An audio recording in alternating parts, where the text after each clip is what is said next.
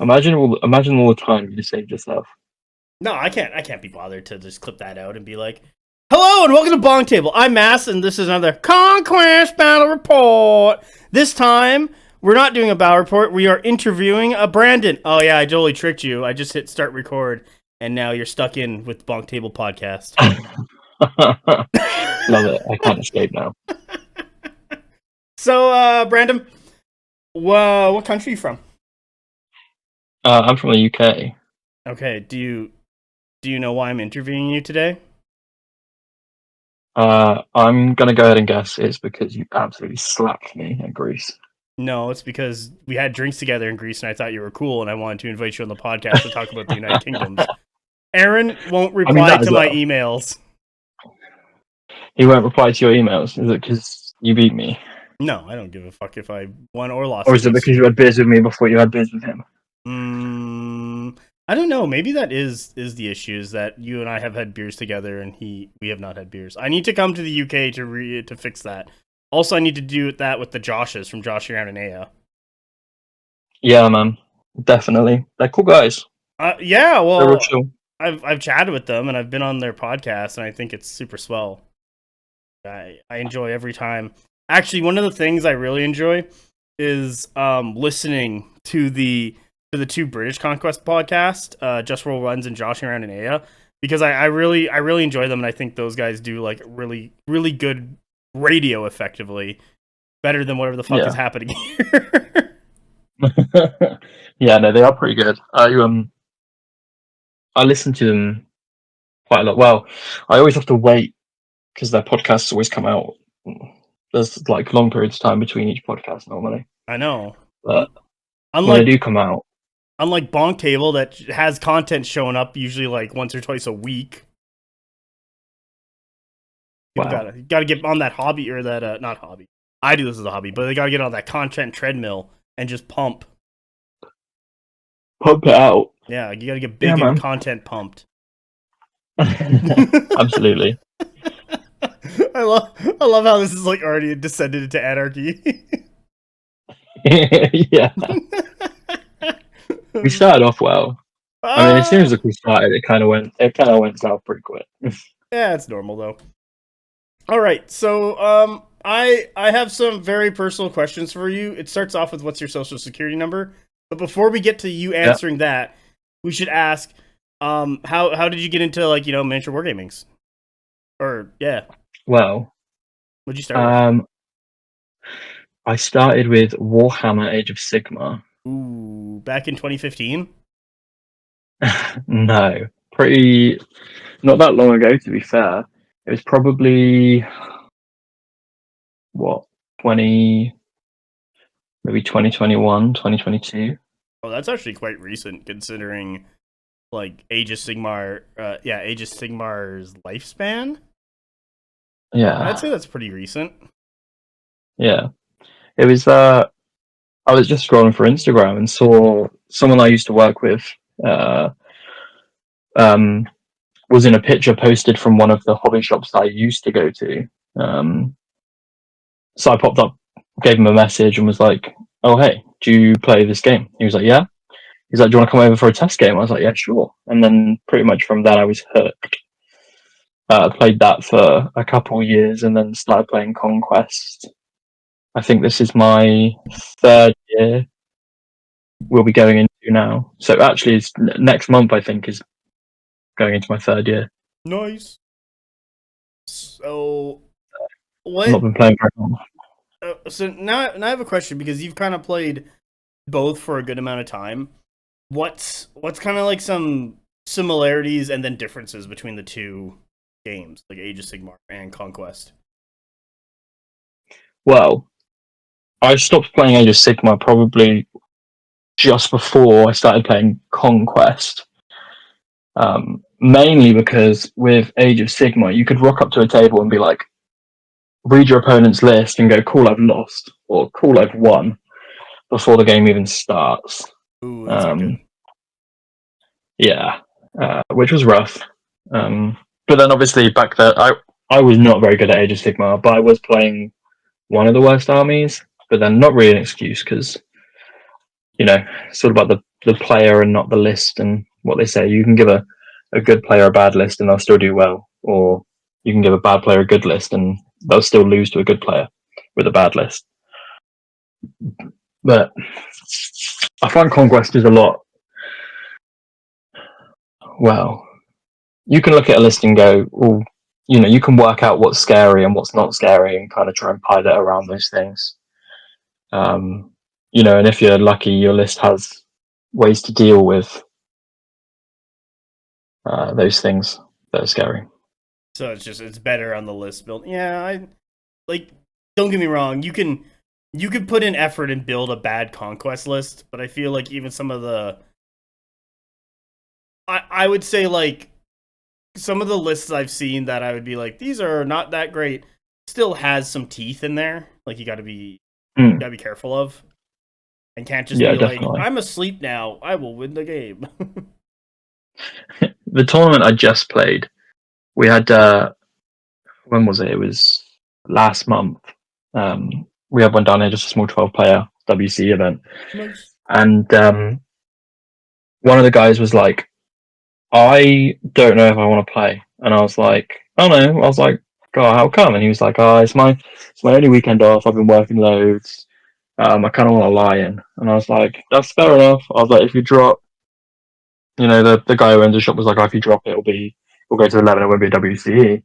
And he was like, oh, okay, I guess I'll keep playing. That's fine. I'm just going to play a really stupid list. And he took like 2 blocks of 8 bone golems, I think it was. What the fuck is happening? Oh my God. And I don't think he came last, I think he did win maybe one game. But it was just funny to watch 2 giant blocks of bone golems just walk up the table and sit on an objective and be like, cool, try and kill me now with an Alchemandrite healing them. Like, there's a lot of work you got to put in to kill that. Yeah, it's like that was all he had. I think he had some horses. Actually, got some cataphracti. Like that was it. I'm glad he had fun, but that is totally the. Do you know like was it Magnus Carlsen, who's like the best chess player in the world currently? There's different bots of him at different skill levels, and it's like Magnus Carlsen showing up late to the event, Magnus Carlsen asleep. It's like playing sleepy Magnus Carlsen. that's what that guy did. Yeah, he was like, I'm gonna take a nap. Who turned up late because the big Bogoms turned through? You just have to move fast enough up the board to get them first, and you're like, no, you have to get through me. Yeah. As long as he touched that zone, he was good to win it. Yeah, basically. That's probably how he won that one game, is that he got to the zones first and had like 3-4 stands on it and was like, all right, fight me off.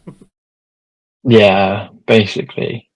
I think that's probably what did happen. I think he just sent one up the left and one up the right and was like, cool, you choose which flank you want to try and smash through. And the other one stays there all game. Yeah, so I feel like you should have a unit of legionnaires to, if your opponent puts all their force on one bone. This is Bone Golem ID. Like this is the competitive plays, figuring out how to kill giant bricks of bone golems. Yeah, it's I mean, the whole meta down here is kind of skew. Is that? Well, yeah. Don't you have one guy who plays like a 21 stand block of Force Grown drones? Well, that's I think he's called David. I've not played him yet because he's from upcountry. We did have Matt, which is another Vanguard down in Cornwall, who when we were first playing, was playing Spires. I'm not sure what he's playing now because I've not seen him since LGT, but he was playing Euroni there. And he was playing big. He used to play big blocks of Spires before the Aura of Death change. You could get like Aura of Death 26 on him. Yeah, that I have felt that before, and I'm like, fucking hate this. Yeah, it's pretty oppressive. Well, it's like you just can't kill them fast enough. To, like, I found the Thunder Riders did the job pretty well. Yeah, Thunder Rise would probably do it, especially on like a charge Yeah, clash. just line breaker, and brutal and cleave. And before the change, they were gross as well. Like they had stupid range. Yeah, it was like 19 inches. It's like Jesus. Yeah, because you got the plus from the chanting. And, Yeah, and you I mean, probably it's still now is 17. is it 17? Got 5 plus 6. Well, 21 March plus charge, yeah, not including the clash, but yeah. who needs that when you've got impact 24 and trample 24? You know. just a casual impact 24. Will be fine. Every Yeah, hit's a it's kill. like All right, there's 12 of them dead. All right, now then we'll do whatever resolve, and then okay, cool. Then we'll do the trample 24. Oh, there's another like 12 dead, and that breaks. I don't think they can be broken. No, they can't have their resolve manipulated. They can be broken. yes, Yeah, and they're broken. There's like 3 stands out of 9 stands dead. No, 6 stands out of 9 stands dead. We're good. yeah. I mean, that's what I'm playing with now, or like testing now. I don't know. I just find it hard to come away from a Thunder Chieftain Warlord. Obviously, I did it Chios. It's the best. I still think it's the best. Like, I think it's still the best supremacy in Wadroon. I would put it easily in the top 5 in the game. Yeah, I think so. Like, it's I agree. shock, especially with the regiments that are speakers, does so much for them. Like, if you want to look at Hunting Pack are all cannon, no bones. Like, their damage output for their point cost is insane on Hunting Pack. Then adding shock into that is just additional value to like secure kills. Yeah, because you can and punch up way more than they should have any right to take. Absolutely, get them up to Clash 4 like it's nuts. Opportunist in the flank, which is fairly easy because they're so fast. They got fluid, like they're getting there. Even with like their 3 wounds with loose formation, I still shoot them. Just popping off a stand or 2 just sets them back so much. Yeah, well, I mean, if you don't and you try and get them in the melee, and and you lose that supremacy, you're done. That's game over. Yeah, that's night. You're losing whatever unit they touch. And there's been times where I've march charged them and killed off 2 stands and was like, all right, well, I'm gonna take 6 attacks back, but at least it's not shock. At least it's not opportunist. We'll be fine. Yeah, let's go. Yeah, it's nuts. It's literally like they're just so fast as well. Like 18 on the board first turn, and then you're just going 14. It's nuts. 32 inches by turn 2. I love ready to win supremacy and kill something. I love pyro class. There we go. Pyroclassing them because then they like take a bunch of damage and then also take resolve. And usually like you can almost like wipe out the entire unit just off one pyro class sometimes. Yeah. Their stats are so like they're not survivable. So bad. Yeah. But yeah, anyway, if they get hit, they're going down. Yeah, but shock just cranks up their damage so much. It really, I mean, loads of stuff cranks up. Like you can Raptor Riders, Waddle, chanting war, and cleave one. Yeah. Yeah. Oh man, the war change for cleave +1 for like the Wing Lord and Coattles is just mean. Freaking hate it. Oh, it's filthy. The war change is insane. It's so good. Like, because there's no cap on it either. No. It's just +1. It's like cool, yeah. Cleave, fucking 3 T-Rex. Love that. Get to work. This T-Rex gotta get to work. Maybe now it'll actually fucking kill those Gortor beasts. So before going to Chios, I played Johnny 6 Coatl. But he only had 5 Coatl because the 6 Coatl was in his pants. But he was like, John and I drove. So this is Apex Chinchilla. We drove to. I went to his place, and then him and I went to GRG, and he was like, "Well, hogs." He's like, "Hogs can't kill a Coatl. Like it's not in the math." And I'm like, "I'll show you." And we're playing that game, and I'm like, "I'm gonna ram my hog down your fucking Coatl's throat." And I proceeded to kill like 3 of them, or 3 or 4 of them in one turn with all my hogs. Just kept ramming them into him. It was like, Impact, clash, tramples, dead. Impacts, clash, tramples, dead. And I'm like, let's go. Fuck these birds to death. Anyway, it is. And then we also found It's out a lot of output. it is a lot of output. We also found the same thing for an Apex Predator. Yeah, we really did. That was lizard. Like, I was doing the math, and I was like, I survive on 1 or 2 wounds here, and I'm like, it's a bit risky, and I'm like, I feel like I need to take the risk though, because I'm getting swarmed here, and I took the risk, and it did not pay off either time. Both times you one shot a T-Rex. I was like, oh. Well, the first time was probably the best odds you had, because I didn't get any impacts. It was just on the clash and tramples. And the second time I got impacts, clash, and tramples in the flank, what was even worse. Yeah. I was like, I'll take this trade, and then I can countercharge in with Chosen of War, and then I think it was blocked, wasn't it? Yeah, because of the building and another unit that was in combat. Yeah, and oh man, the terrain was fucked. The terrain at Chios was terrible. 4 impassables. I'm like, what? Dude, I played that 4 impassable table 3 times back to back to back. By our game, I knew what the strategy was to deal with those stupid pieces of terrain. It was crazy.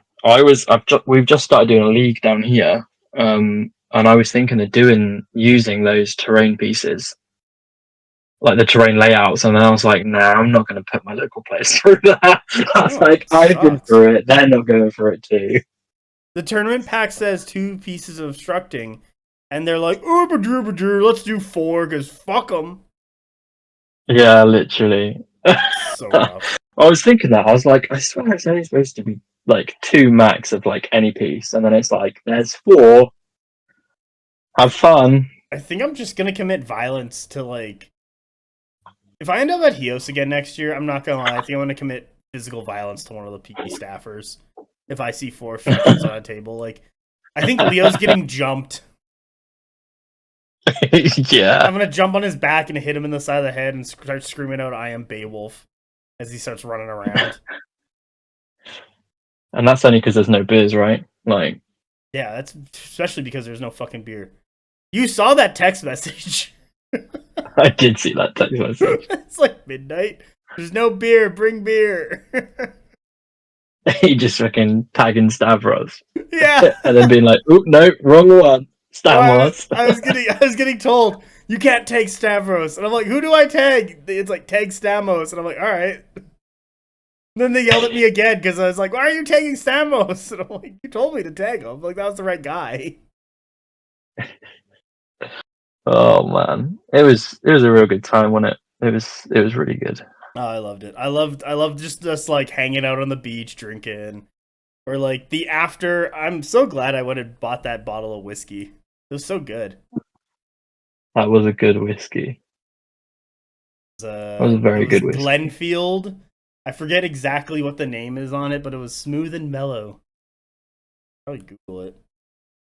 Was it Glenmorangie? Going through all my photos. Because I know, weirdly enough, it's in my Chios photos.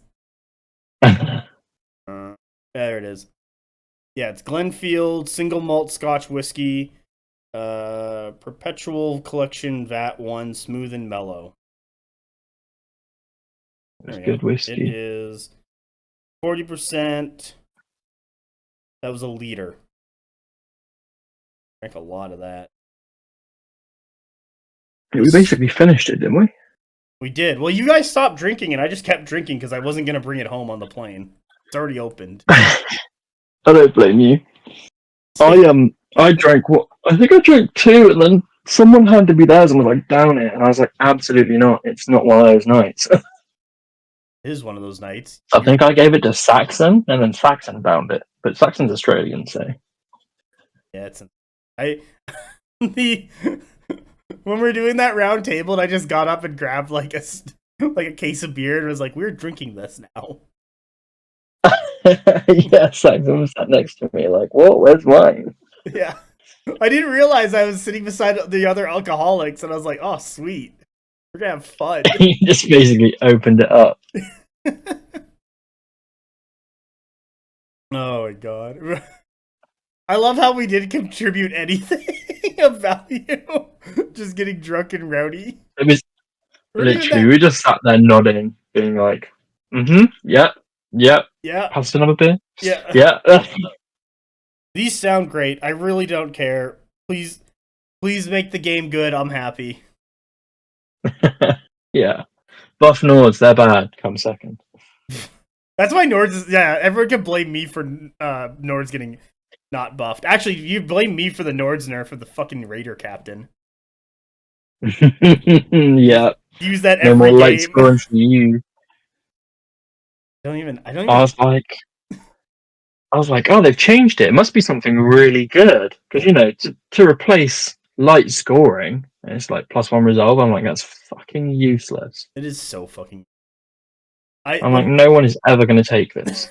I don't even know why I bother. I've since Chios, I've played like 7 Mountain Jotnar, and then I've played Dweghome.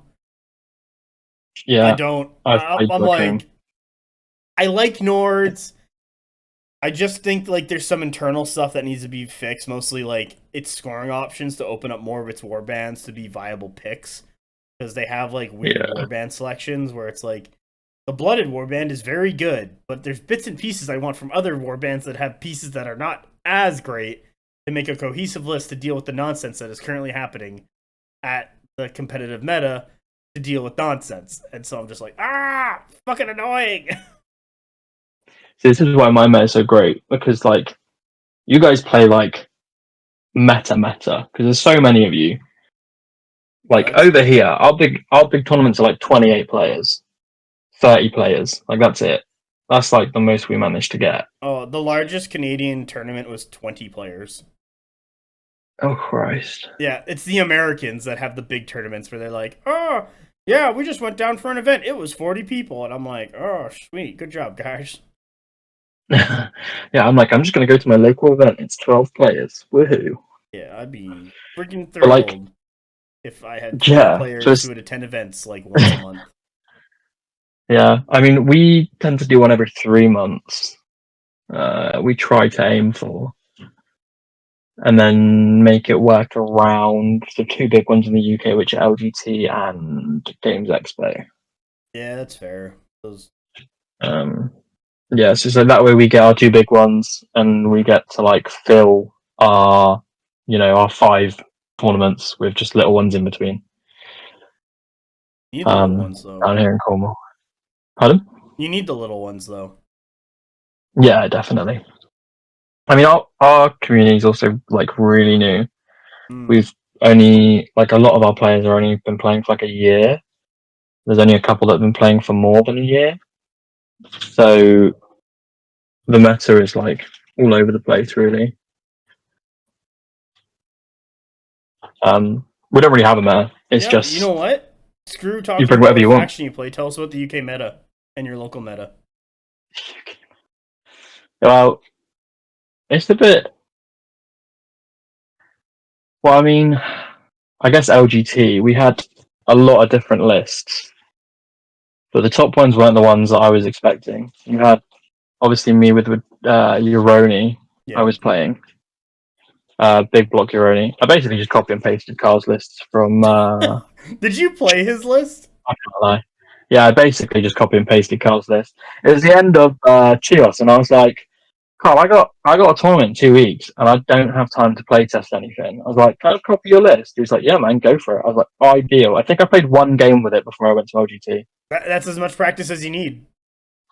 Yeah, because list submission I think was 1 week, like, and I got back, and then I went back to work, and I had my big work week, so I was doing like 60 something hours of night shifts, I think it was, or something. So I had no time to make a list or play test. So I was like, I could take the Widron, but I already know it doesn't work against Sorcerer Kings now. And we were playing. It was after the Sorcerer Kings nerf, but we were playing like pre-nerf. so the Sorcerer Kings were still strong. Yep. So I was like, I can't take this because I'm just going to get Spiteful Wind, and I'm like, all my light units are dead instantly, and then I have nothing. You're gonna get spanked, and no one likes getting spanked. Yeah, no. So I was like, I'm gonna just take that. And when I got up there, Aaron, I think Aaron's list was the exact same, apart from he had one modular regiment, had one different stand in it. He didn't have Oni. I think he had like an extra origami instead of the Oni. But he failed like all his spellcasting spells over. And then second place was Kieran, who I play with down here. His was OD, who's playing the Slug, the Theocrat. I love how people are like getting different names for that thing. Like, I've ended up calling the thing the OK Raider from one of my locals who started calling it that, but other people have been calling it the Slug, what's also a great name. Yeah, we all just call it the Slug down here. Oh, it's just a big slug. It's so gross, so slimy. Yeah, you can definitely just imagine it leaving this like wet, slippery trail all over the battlefield. How romantic. Exactly. Yeah, I mean, but yeah, in terms of meta, we don't really have one. I wouldn't say, like, compared to America and all the other places. So people tend to just bring what they want. I feel like and hope it works. That is kind of nice, to be honest, because it's just like, I have been practicing this. This seems to be working for me. I will now go to a large event and have some fun and play some games and see how this does. Yeah. I mean, that's basically what happens down here in Cornwall, where I mainly play. Like, we'll play just random games. Like, I'll have, like, for instance, the double 8-block Bone Golem list, and then people just take random things. Like, I think to the last tournament that we played, I took Dweg, and I took Tempered Sorcerer Warlord, and double Tempered Steel Shaper with double Steel Forge, big block of Magma Forge with the World Breaker, and it was solid, man. Like, but I won't play that again. Like, I could. It worked so well, and like the main list I was worried about was the Theocrat list, which was Kieran from LGT, but he couldn't do anything because all his spells were like shut down by the Steel Shaper. I know, it's amazing. Like, Dweg is set up to defeat or like to counter Old Dominion currently.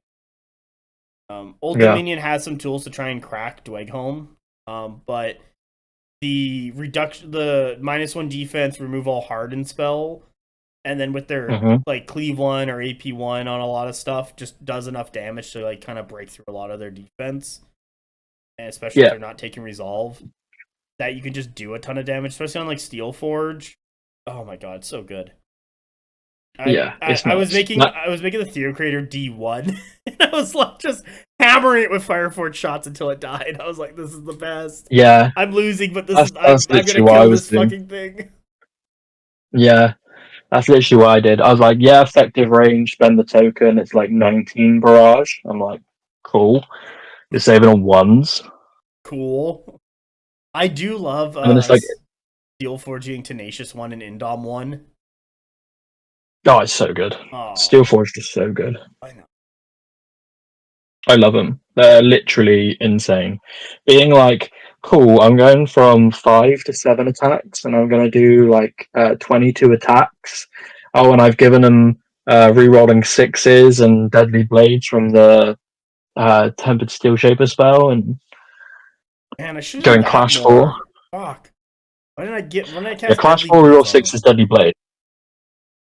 Why did I do that? Units, they get upgraded. Yeah, it's crazy. It's so good. No, they're not reroll 6s. And then it's like, what was that? Does that spell not do reroll 6s? No, it's stupid. So they get reroll 6s, but if they're forged, they I think it's on the Steel Shaper. That's the spell. They get Deadly Blades instead. It's one of those. So friendly regiment rerolls failed hit rolls of 6 during a class action to the end of round period. Should the target front Oh yeah, it regiment says be instead. tempered, it gains the Deadly Blade special rule instead. The last word in the... Christ. Yeah, I know. It's Yeah, okay. It's new Dwag. Like, people are reading this gonna note find... explains. Yeah. It's... The wording on a lot of this stuff could be done a little better so that it's not like you get twice. Yeah. Like, don't get me wrong. I took Dwag home to an event and I got a couple rules wrong. One of them was like how the Steel Forge shutdown works. Then I corrected for like the next game, and like how the heal works. Because like the Steel Shapers, I still don't even know if this is true, but supposedly it's like in an email. But we also know emails don't count until it hits an actual FAQ. Because how the wording for the supremacy is worded, that's like, the healing. Like, if every time you become awakened, you heal 2, right? In addition, once per game, a non-monster Forge regiment may immediately spend 3 to heal 5 instead. So, like, reading it that way, I go, okay, each regiment once per game has a free 5 health on top of like the 2 they're regularly getting. So you would swap the 2 for a 5, and you'd be like, okay, there you go. You're not getting 7 unless you have another source of awaken. But supposedly that once per game is once for all the regiments on that turn when you decide to do it whenever. Like, and I was like, okay, but you didn't write it that way, so how the fuck would I know that? Yeah, no, I assumed it was just the once, like. Yeah, like, because I thought it, like, reading it, and then I had some conversations in like the BonkTable Discord where it's like, I think it's this because of this wording, and I got agreed with, and then I like get told, no, there's an email, and I'm like, well, first off, the emails don't count. We've been told that. And second off, that needs to get FAQ'd, so it does say that. Yeah. I hate that Definitely. stuff. Like, That's it's not even like a little, like, oh yeah, that's slightly better. It's like, that's really fucking good. Yeah. That's a lot better, you know? Yeah. So I did a game like that, and I'm just like, God damn. Like, Dwight Home's really strong, but the document needs wording edits so it flows a lot smoother because it's not intuitive. Is my issue with, like, one of my issues with the Dwight Home document. Definitely. So, yeah.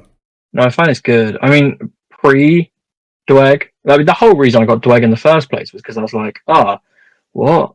All the command stands can duel in Dweg? I was like, that's fucking sick. I want to build that. So I just made a list where it was just like, it was just pure duel me, like duel me, no, you can't say no now. You have to, your characters are dead. Like, that is it. And then setting it up on like Steel Forge, giving them like the +2 clash, and just being like, cool, now I also get Tenacious and Indom and all that other stuff that came with it when you killed a character because they were absolutely killing a character. Like, and I just used to make melee lists. I never ran any like ranged Dweg ever. Just pure melee. But since the change, like, that list was quite fun. Like, making a tempered sorcerer be like, cool, yeah, I'm wizard 10. I'm just gonna absolutely nuke whatever I target off the board. Was pretty cool. Yeah, the the nuking is super fun. Yeah. I need to play some tempered. I do still want to get. I'm toying with doing like an ardent list and just doing the everything dies fighting, like command stands die fighting. Mm-hmm. And the once per 10 getting the plus lethal demise and just running like 4 units of flame berserkers and just chucking them out the board and being like, cool, fight me, or just fight me. And then it's like, cool, you just killed my unit, congratulations. Guess what? I'm gonna fight you one more time because I can. just because I can. Yeah, just because I can. Oh, and then on top of that lethal demise piece, like, thank you. I just thought that'd be fun. Just like so much output. And like, they don't do resolve anymore, so it's just like, okay, cool, I guess. It's fun. Yeah. I have a question Sounds about really good. the UK meta. Do you Yeah. so like because a lot of your guys are just kind of bring whatever they have or whatever they think fun, is there any like, I don't know, this is gonna be a weird question, and you can tell me if you don't want to answer it. That's fine. I'll timestamp it. Um, is there ever times where it's like someone brings a list and how do I say this? Like they bring a list, they expect to do really well, and they're trying to be like quotes meta, but it doesn't pan out the way they plan it. Is there any like backlash for that, or is like the guys you play with pretty chill, where they're like, oh yeah, I tried a thing, it didn't work out, like whatever. Oh, no, everyone down here is pretty chill. Like all the Okay. games are real nice. All of like everything's really cool. We just did a let's play, or no, sorry, not a let's play, a learn to play, on Sunday just gone, and we had a lot of people come down, and they were like, "Oh, you know what's it like? Am I going to get shouted at if I do rules wrong and stuff?" And it was just like, it's quite nice being able to be like, "Oh no, our community is like, it's really chill. Like, you can turn up to a game and just be, oh, do something and say you play it wrong. Like 9 times out of 10, people will let you take it back. You know, it's like, Yeah. oh, it's fine. Don't worry, you can just go back and just redo that. You know, so like with lists and stuff, it's pretty chill. People Okay. don't, Cool. you know, you don't get shat on for bringing a list and it being bad. It's very much like, I see what you're trying to do. Like maybe try this and that'll work better. And then they go, oh yeah, maybe. But we do a lot of play testing before like events. So uh, normally lists are kind of tuned to work to how they want to work. You That's know, good you're to not hear. turning up and going, "Oh man, this tournament, like my list just hasn't done what I wanted it to do." Like normally, it's doing what you want it to do, even if it's bad. Like it's still doing it.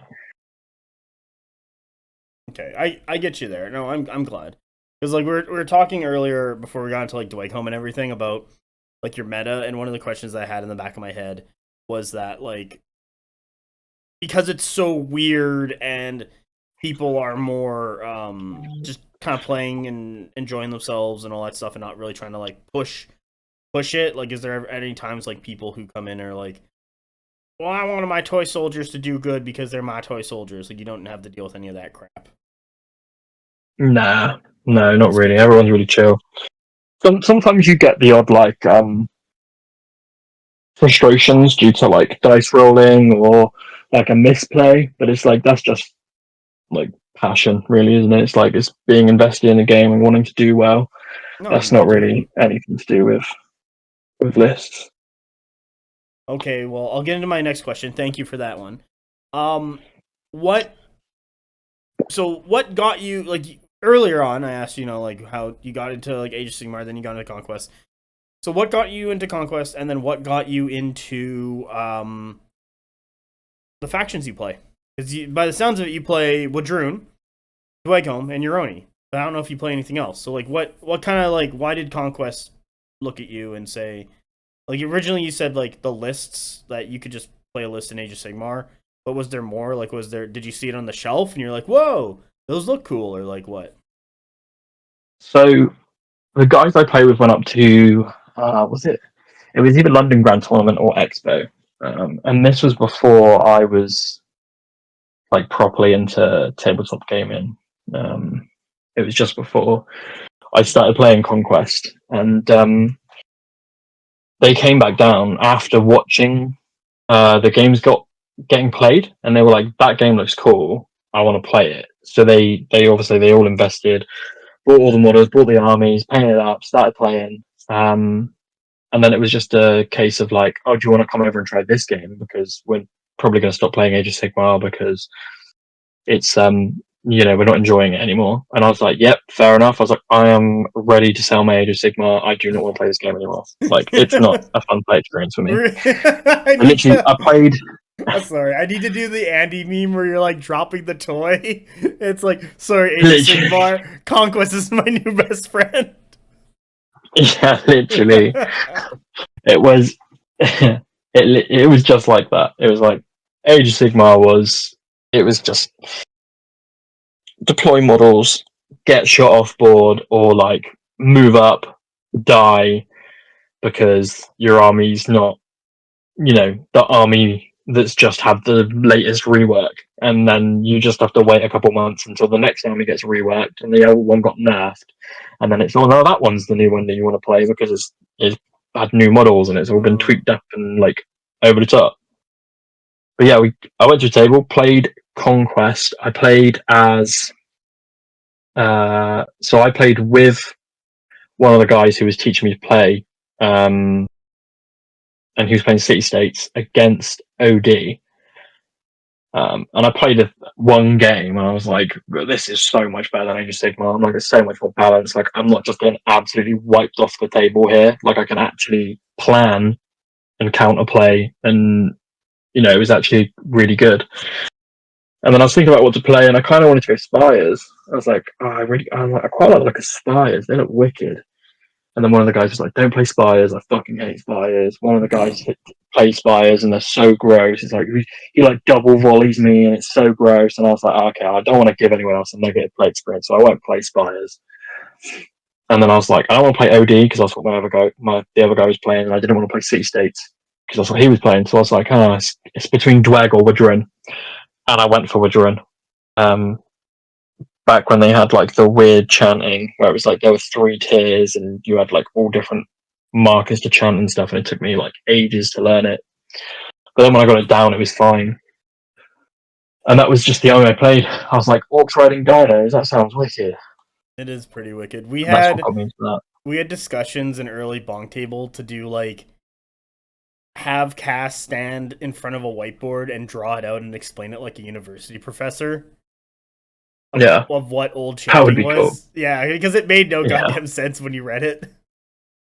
Yeah, it literally made no sense at all. So bad.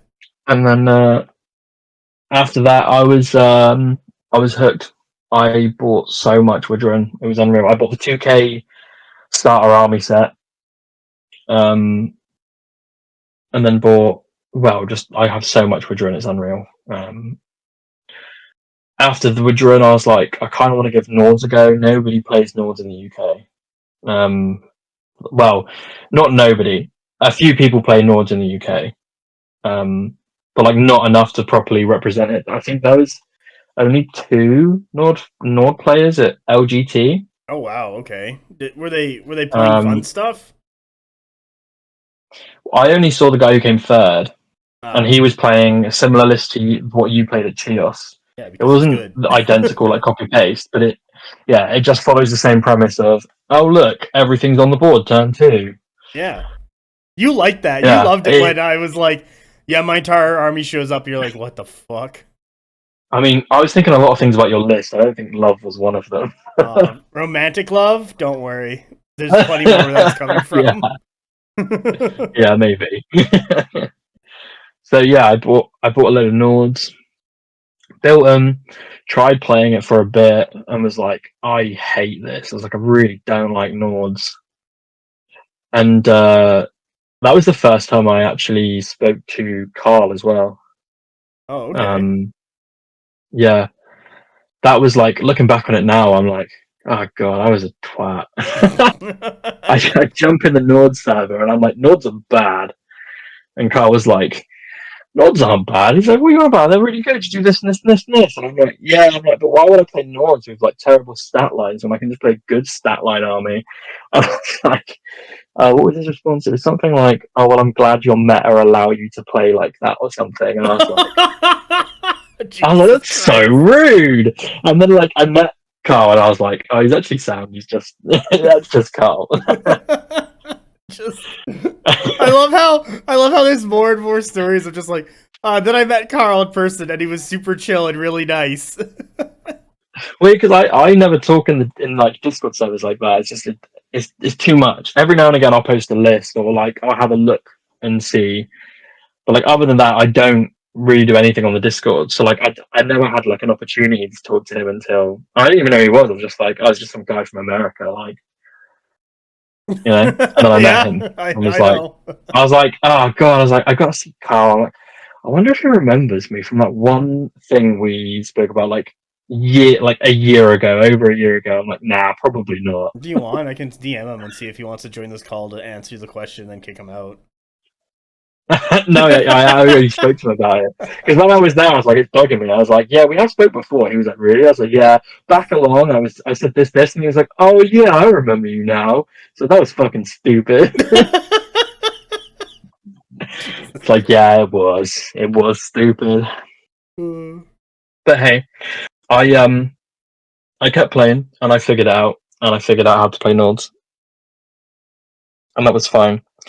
But then, I mean, by that time, I'd already got the itch for another army, which was Dweg, and then after Dweg, Euroni, and then I basically just have loads of armies. I've got Euroni, Dweg, Wadrun, Spires. Um, there's another one as well, 100K? but I can't remember off the top of my head. City States? Yeah, I have had 100K. I've had 100K, but I sold that. I bought it and sold it before the rework. Oh, damn. Bought it, built it, played it, sold it, because I just couldn't get along with it. There was the bad times of 100K, and then it was spam Ashen Dawn, and then it returned to the okay times of 100K. Yeah. Yeah, I'm 5. I think 5 factions, maybe even 6 now, because I think I got some Weaver Courts as well. Too many factions. That's too many factions. Know. Actually, with the I don't want to say the onslaught, but the presentation of the Moose Cav, I'm like, I'm gonna have to buy this, aren't I? Yeah, when I saw that on the happy hour, I was like, wow, that looks fucking good. That looks real sick. I'm gonna have to paint them up in RCMP colors so people know what they're about to get into. Police brutality, police brutality. I'm gonna face you with those fucking moves, and it's gonna be like, Christ! I'm gonna get flashbacks of Gold Top Beast Pack. I'm gonna have heart palpitations. I'm gonna need like a 5-minute time just to recompose myself. What's your opponent doing? He's taking a break.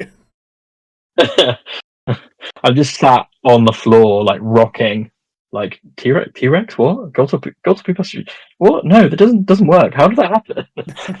Not again. It can't happen again. It was just a luck of dice. Look at the dice. It's like, sir, a second Golter has hit the apex. No! Not again! Oh man. God. I think probably the highlight that was of Chios was that game. It was a good game. It was a very good game. It was real good. To be honest, there was a point in that game where I thought you were gonna bring it back around. We're like at one point, and then the Golters just started collapsing in on you, and just I realized I was like, wait a minute. If I just kill these two things, he has no score again. I'm already up on points. He cannot win. And even if I just kill like one thing, you're not gonna catch up anyway because you gotta run all the way from one side of the table to the other and waste a bunch of turns to try and get into range to shoot me on loose formation Feather Beast Pack. Like, yeah, I'll take those odds. That was exactly it. It was like, you're ahead of me, and you can leave me with one scoring unit, and then we both just score. Or I chase you and lose points every round, like moving between points to finally try and get you. Or I lose both and you're ahead, so it's fine. Yeah, or I just start killing everything. It was a good game, though. I really liked that one. It was very good. I think the highlight of that game for me was the when I clashed with the Chosen of War and then backstepped, charged a T-Rex over into the space I made, and one-shot your Jotnar. Yeah, I was like, oh no, it's falling apart. We're not gonna make it. And then the Golter were like, don't worry, boss. We'll save your ass real hard right now. I'm like, oh, thank God. Yeah. MVP Goat or Beast Pack. They were so good for you. You killed them all. So good. They're so good. It was your game you killed all the Golter, and Andrew's game killed all the Golter. Yeah. It was like the troll unit that would just character unbreak into regiment regen 6. So hard to like just get out. And then go to a beast bat. It's like there were so many things that you needed to commit to that it was just like, which one do I do first? Because I can't do one at a time because the other ones are just gonna fucking pillage me. Oh, and I had the layering too to be like, all right, let's go. If you touch me, I'm gonna hit you, and if you don't touch me, I'm gonna come for you. Exactly that. I think I failed a charge because my trolls killed the Quado was live on 2 health, and I needed like a 4 up, and I was hoping to just charge into your slingers and just like rip them apart or something, or it might have been your hunters or your predator, just rip them apart. Yeah, hunters. I don't think I ran because like if that troll unit got into your backline, it's like you would have lost all your guns at that point, and then like that troll unit is just running around doing whatever it wants. Yeah, absolutely. I think that game went from start of the game. My Raptor Riders managed to get like a fluid 4 or 5 inch charge into your Shaman and Raiders and one shot them, and I was like, this game could be off to a good start. And then it was like everything just started dying, and I was like, this game is going to a bad start. It was very much like I was kind of like, why are you mark charging with your Apex? You're like, I need to keep you away from me. I'm like, that is true, but not at this point. You need to let the things in front die, or else I'm going to eat this Apex for no repercussion except for loss of tempo. Yeah, I was like, March charge Gotor. And again, I was like, Trample and Clash, I should be okay to live through that. And then the other stuff can come up and have chance to like breathe and then try and like get you back again. But it was just like, nah, pigs eat dinosaur all day long. They love it. They have a favorite meal. Yeah, they're on a complete 100 dino protein diet. Yeah, and they did that. They did that well. That was great. I loved him. I love how everyone can identify where I was playing with that stupid painted army. It's just like super bright. I'm like, I can see it. It's there. I loved it. It was great. You pull it on the table, and I'm like, that is bright. That's why I win those games, because my opponent's like, I can't see. You're in headlights. Oh my god. No, I really enjoyed our game. It was super fun. It was definitely very fun. So we've been kind of like talking about a bunch of stuff, but like what about let's get into like more into Chios. So like, you know, getting like, how was your travel there? Then how was like Chios as an event? We've kind of like touched bits and pieces, but let's like kind of spread it, like smoothing it together until like round 1, like who all the way up to who you played. So first off, how was your travel to Chios? Was it bad, or was it good, or was it uneventful? Hopefully uneventful. Travel was pretty good.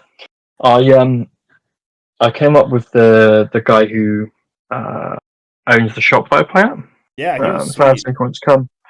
He's a cool guy. What's his? Does he have a name? I mean, he might. No, he's called Kieran. Kieran, and he was like, I've got like a games show on the Friday, and I was like, okay, well, we need to fly on the Saturday. So we got up Thursday, set up. We went out Thursday night and got back to the hotel at 4 a.m.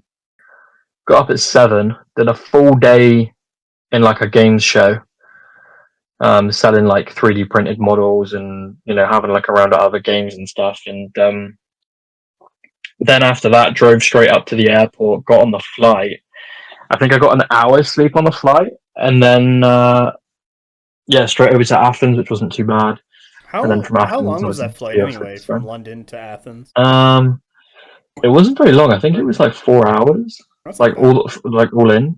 Yeah, no, it wasn't bad at all. But with the time difference, obviously, like time jumped an hour, so it wasn't too bad at all. Me driving across the country, the time jumped 3 times. You okay, buddy? Yeah, that's fine. That's nothing. Yeah, I'm like, go on a whole fucking plane trip, and it's like, I've just jumped once. But it was it was fine. I mean, we got in at like 7 in the morning. Day one, I spent a lot of time with me and Karen spent a lot of time with Saxon, drinking beers on the beach and stuff. Until everyone else turned up because we were the first ones there. Yeah, there's a lovely photo of you with two a couple bonding. other guys. Yeah, man, absolutely.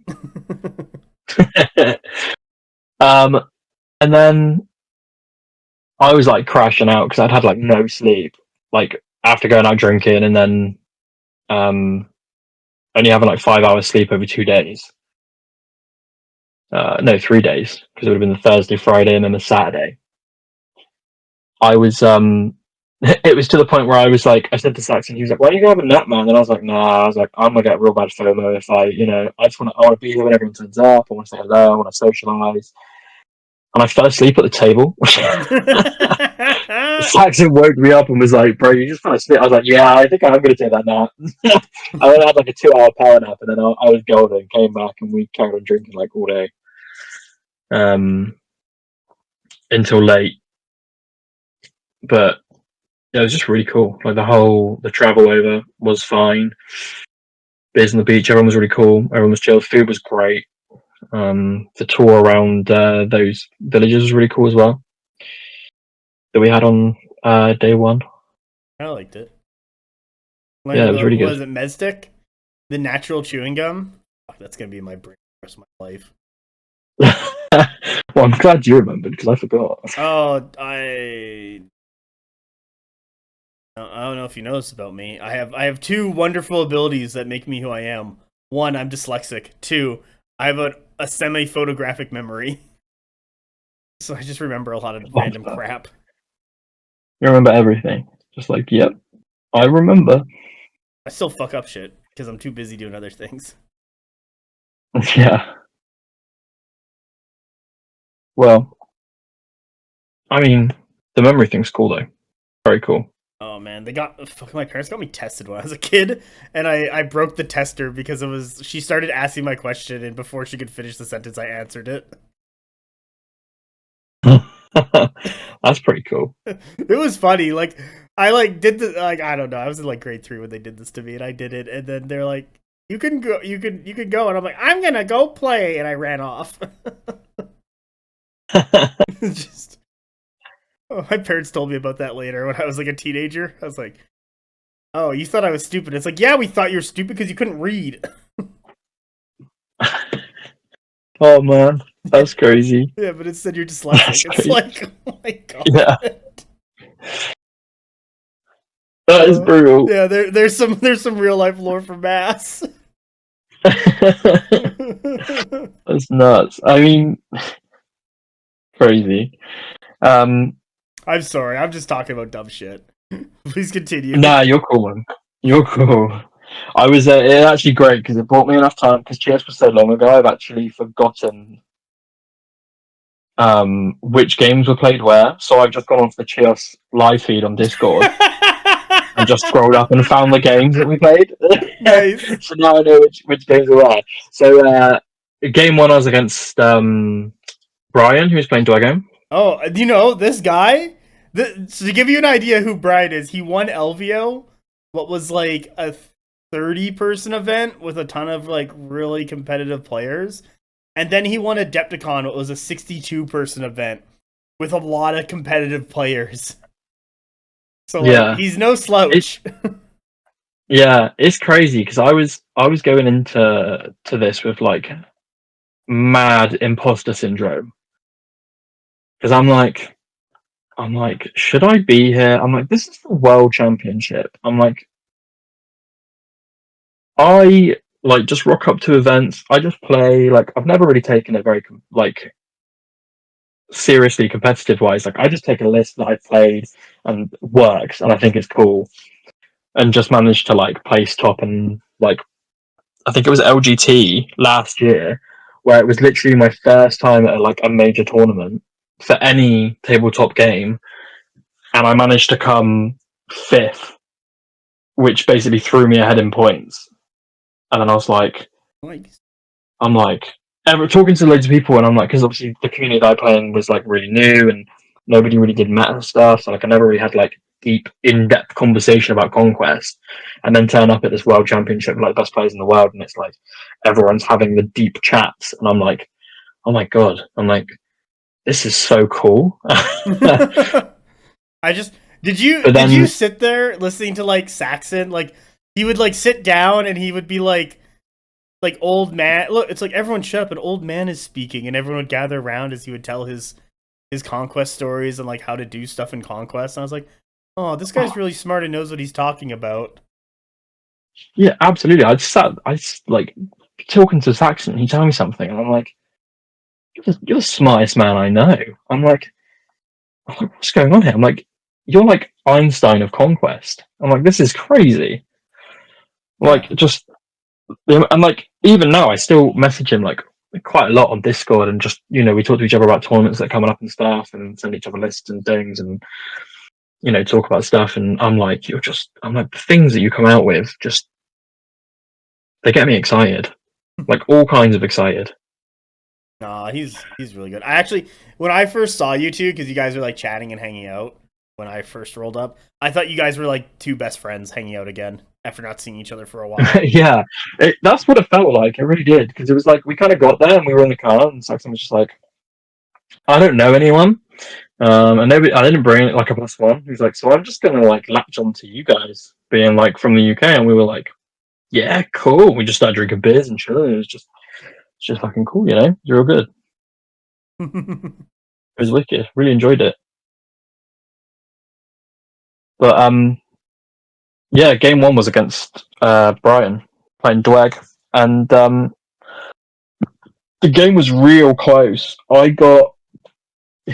think the real big turning point was Hunters. I took a shot into his. I think it was a unit of Lost. Yeah, Unit he of had Found, Genius of Lost. whichever one Yeah. the melee one was. I think it was. Yeah. He had no So Found. He had I Lost. took a shot. Yeah, I took a shot into them, and he rolled the defense, and I think he rolled like 4 6s, and I pretty much just like picked up over half the unit in like one shot. That's 8 wounds. And from that point, it was like, yeah, like from that point, it was just like cool. On top of the wounds it had already taken, and the wounds on top of the ones that weren't 6s, it was literally like, because they got 6 wounds each. I think they were left on like 4 wounds. So I just absolutely like obliterate that unit, and from that point, it was like, okay. Like that was the like scariest unit you have on the board currently, because you had a lot of shooting units, but I had them tied up, so they weren't shooting. Yeah, that was pretty much the big point. I think that me and Brian both said that was like the turning point, was just that one, like massive, like spike in the dice roll, basically, because it was real close up to that point. You were pretty much neck and neck for points. You know, both picking up models and stuff and dancing around threat ranges and things, but by the time it got to the end, it was just there. And then you won that game, didn't you? Yeah, that was because sometimes like the dice. That was the only game I won. Oh. Yeah. Yeah. Sometimes the dice just go that way, and it's like, oh, sweet. Yeah, it was like, yeah, real close. I mean, it was so long ago now that it's hard to remember exactly, you know, what happened. But I remember, you know, like from each game, you just remember that one point where it's like, yeah, that's where the game kind of tipped. That pivotal moment. This will be burned yeah, into my memory for the rest of my life. Yeah, because it was. I mean, it's funny, really, because I wasn't even playing Conquest. Like, let's be real. I wasn't playing Conquest. I was playing 4D chess. These guys were about to get fucked. Not even that. They were playing like 4D Conquest, and I was playing like 2D Conquest. Because you pulled up the checkers, you're like, I can win, right? It was just the fact that it was like playing a game, and it was like, there were certain rules that like I didn't know. There were like generic rules that I should have known, but didn't, because when we learnt the game, we learnt the rules wrong, but everyone was playing with those rules in the UK, so nobody was going, "Oh, that rule's wrong. You should be playing it like this." Yeah, It I've was seen mainly to those. do with like the loose formation and stuff, like when you're in trees and obscuring and stuff. Super annoying, to be Um, honest. Because yeah, because like we were doing. how shooting work has changed multiple times since I've played, and it like they all kind of mix in together, and I'm just like, I don't even know what the fuck I'm doing anymore. Yeah, but it was like Oh, it was my next game where I figured that out, because I was playing. I went up against Mateus. oh, the guy who's effectively a god amongst men. Yeah, that one. Yeah, The the guy it who was a won real good last game. year and just got auto invited. Yeah, that one. And then who won this year and is Yeah, getting and then he auto requested invited? an even bigger Apex Conqueror. Yeah. He was like, "This thing is 5 pounds of resin. I require the next one to be at least 8 to 10." Yeah, that's the one. That guy. And honestly, that game was insane. Like, so good. Um, just like down to the last thing. Like, I remember being like one of the first things I did. Same thing like I did against you, where I got Raptor Riders up real quick early and got the fluid, and then got a big charge and managed to take stands off. But he was just screening with ghouls. He put his characters into his ghoul units and was just using them to screen his flamecasters. So like any damage that I had done with the Raptor Riders, which I think I nearly killed a unit, one of the big units of flamecasters. But then he got in front and just started healing them back with the rituals, and I was like, I just can't. Oh, it's so There's stupid. nothing I can do here. It's It's like so averaging stupid. 33 hits, like every turn, Dude, from one unit being like, "Oh, that's 33 hits." he got 45 hits on off his unit one. I think in his final game or in his third game. Yeah, Like, it is mad. There's like and he he was has like, putting. and he has 20, and he rolled like 25 dice and got 45 hits. Like, that is fucking Yeah, insane. it's nuts. It's nuts. One unit was doing it into my Chosen of War block, which was fine because the Chosen of War block were like, D4, I think they were like T1, Tenacious they'll be fine. 2. Yeah, I think mine were like Tenacious 1, Tenacious 2, and they were D4. So yeah, I was like rolling all these dice, and I was rolling really well on the saves. I was taking like, he's like, I hit you 33 times, and then I'd be like, oh cool, I take 7 damage. So I'm still picking up a stand. Then I had the matriarch in the back healing them, so it was like attrition, but just could not deal with the output, because like a lot of the things on my list are like Raptor Riders with evade 2, Hunters a defense 1. There was another. I think I did have a unit of slingers actually. They were defense 1 as well. I just had. It was a lot of stuff that just melted pretty quickly. T-Rex has 0 evasion D3, so like putting 33 hits into that, it pretty much dies in one shot. And it was just like a ridiculous amount of output. But it was nice at the end of the game because he was like, whether he was just being nice, or he meant it, I'm not sure. Seriously, But I he think was he's like, incredibly polite and sincere about everything he told everybody. Like, I think it's all legit. yeah, because we got to the end of that game and he was like, "Oh, you played really well." He's like, "You played it pretty much exactly how I would have, but Woodrun don't play into Sorcerer Kings. Like, it just doesn't happen." And I was like, "Yeah, I know." I was like, I built the list to go against Uroni, thinking people would mainly take Uroni, and then I didn't play into Uroni once. I played double Sorcerer Kings, Dwag, and Whatever the fuck I was doing. and Nods. Yeah, and Nods. So I was like, "Cool, I don't get to play Uroni." But There's that was this that man game. just like, just. I wish I had a Roni matchup. Everyone was like, I don't want to play against you, Rooney. They're really strong. And I was like, no, I've built for this. I was like, I got the chosen block to come after your Uroni block. Like, come at me. Look, We can do the D4 like clashing like all day long. I will take it. I'm like, I'll cleave you down. Like, I have the cleave. And I have the healing. You've got the 4 heal spell. I have the 4 heal draw event. But yeah, it never happened. But that was my game with Mateus, and honestly, that game was incredible. It was really good. Just watching him play was like the game was over. I think in like an hour. Like we had 2.5 hours, and the game was over in an hour. Like it was literally just I push units up, you triple activate, march forward, take aim volley. It's like I can, or you march volley. Like I can't get away from it. And that was that. It was a slaughter. You march forward, and I kill you. Great. Basically, that is basically what it was. And then obviously, game 3 was against you. Yeah. Probably the funnest game. Here, okay, I got some questions. When I rolled up, were you like, oh, this will be a good game? Were you like, do you thought when you saw the list and like me rolling up, were you like, were you concerned? Were you scared? Did you think you'd have an easy matchup? Like, what was going through your head? Don't fail supremacy roll was probably the first thought through my head.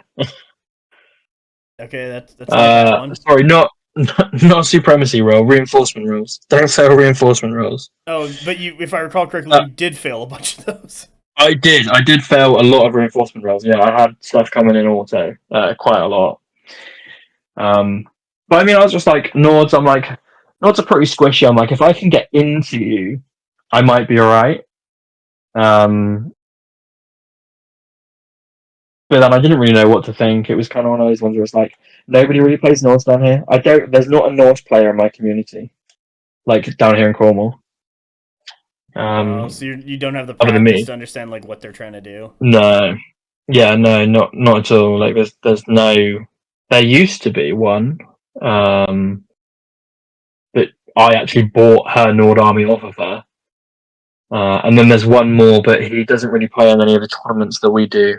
Okay. So I haven't played against him in like ages. So yeah, there's just not really the practice there to know what they do or how they work.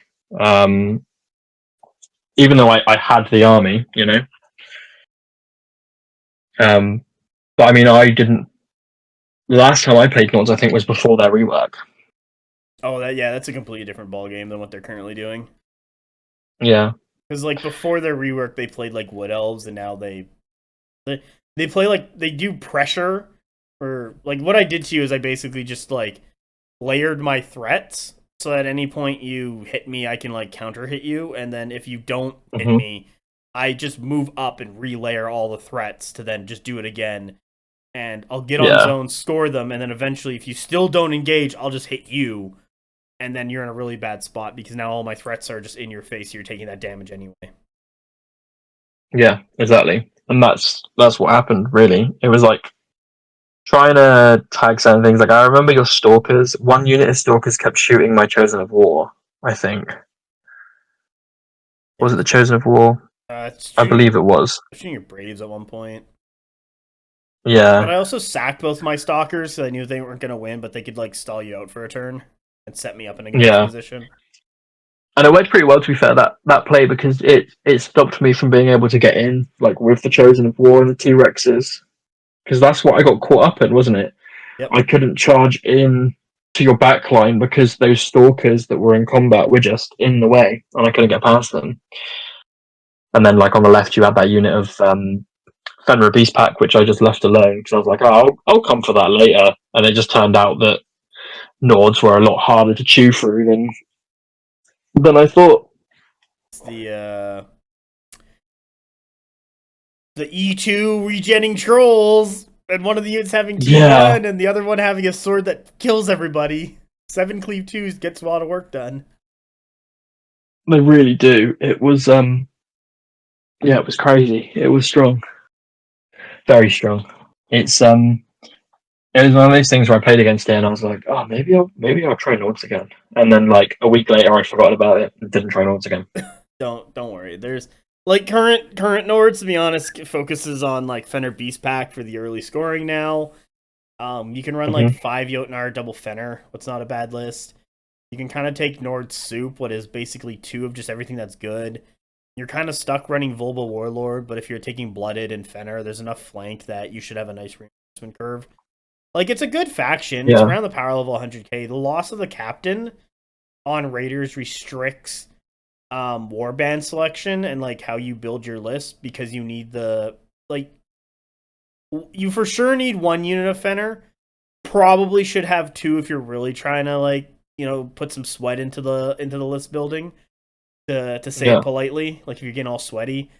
So like it really restricts your list building and what you kind of want to do, because there's only the Vogni Lord and the Blooded can take Fenner, and there's just other things I want to grab, while Raiders with Captain unlock Shaman Warband for other different Jotnar and his supremacy, the Volva and her supremacy. So, it's gone weirdly like kind of restricted on like what you want to play with currently. It's like Norge is still good. It's not like in the trash, but the list building is kind of weird because of that change, and I'm not a huge fan of it. Yeah. I think I own 4 units of Fenrir Beastpack. That is a lot of Fenrir Beastpack. You know how that guy made 2 big bricks of bone golems? You obviously need to do 2 big bricks of Fenrir Beastpack. I think so. I just do like two units of 6 Fenrir Beastpack. That'd be fun, wouldn't it? They can't even fluid anymore unless they're 3 wide and end 3 wide. Just like, because before you can stretch them out in one big 6 chain and be like, I got you now in the flank, opportunist. So, haha, you think you're safe? No, look at me gain 12 inches on you. That's what she said. Hey-o. Crazy. Hey-yo. Yeah, it's nuts. I think, and then another Nord list I took one time was like a 7 Jotnar list again. It's that was fun. It's not as good as some of the other Monster Mash lists can be, but it's actually quite a bit of fun. It just like, I told myself after Chios, I'm going to go play something fun, and then I did the 7 Jotnar list, and I'm like, yep, this is worth it. It's fun. Yeah, it's real good. I really enjoyed it when I played it. It's just... it's more like your opponent's just like, how do I deal with this? And it's like, don't know, bro. Just throw shit at it, see if it sticks. Yeah, well, it's like, what happens if I had 5 units in the space of 2 units? And then I was getting punched in the face. Yeah. Mental. It was fun when I played it, to be fair. It was, when did I play it? I think it was around the time that 100 Kingdoms got their rework. Oh, so you played it... I can't remember. Were Mountain Jotnar heavy still, or were they mediums at that point? They were still heavies. Oh, so it's gotten better. But there's no light scoring, sadly. Yeah. But it's gotten better. It really has. Because that was my one thought when they were all about changing Mountain Jotnars to medium. I was like, that makes that list real good. Fun. Makes it real good. Who is? But I just can't. Go ahead. I just can't. I can't come away from Woodrun. I always find myself coming back to it. Okay, did you buy yourself an Apex Conqueror? Not yet. I have one. Why don't you have one? Oof. Oh.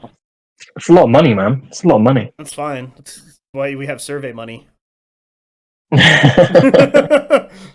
Mass, what do you do for a living? Like, I eyeball distances, and then I play a war game with distances. That was nuts. When you were looking at the table and you were like, that doesn't look like it's in the right place. You're like, that's half an inch out. And I was like, what? We measured it, and it's like, yep, that's half an inch out. I'm like, Christ, man, how do you know? It's crazy. Every once in a while, I reveal the secret. So I'm a surveyor. That basically means I measure the ground for a living.